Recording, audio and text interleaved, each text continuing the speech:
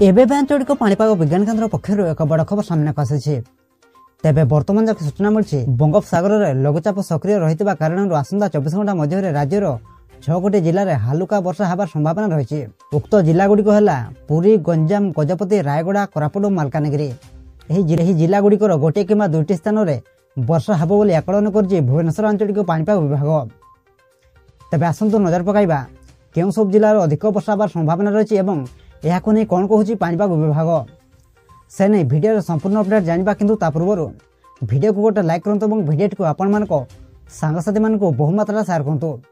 जदि आम चैनल आप प्रथम थर भिडियो देखते चैनल को सब्सक्राइब कर पाखे बेल आइकन को प्रेस कर ऑल नोटिफिकेशन ऑन कर रखुँ। एवं आपण मैंने यही भिडियो को केउं जिल्लारू देखुंती आमको कमेंट माध्यम निहाती जणातु। वर्तमान जहाँ सूचना मिली अन्यपटे उत्तर आभ्यंतरण ओडिशार गोटे कि दुईटी स्थान में सर्वनिम्न तापमात्रा किछि परिमाण में ह्रास पाई बेले अन्य स्थान में तापमात्रा विशेष परिवर्तन होना। यह आगामी 5 दिन जाए पाग मुख्यतः शुखला रही आंचलिक पाणीपाग विभाग पूर्वानुमान करिछि।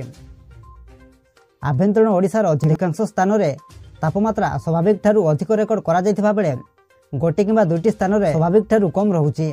आसंता 20 तारिख पर राज्य में बढ़ीपारे शीतर प्रकोप। रविवार अर्थात आज कोरापुट, मालकानगिरी, रायगड़ा, गजपति और गंजाम जिलार गोटे बा दुईटी स्थान को बाद देले अन्य स्थान में पाग मुख्यतः शुखला रही। आसंता 18 तारिख पर्यंत पागरे विशेष परिवर्तन परिलक्षित हेब नाही। एहा परे राज्य में तापमात्रा 2 ରୁ 4 डिग्री सेल्सियस ह्रास पाई पारे बोली भुवनेश्वर आंचलिक पाणीपाग विभाग आकलन करिछि। ब्यूरो रिपोर्ट, जागरण टीवी।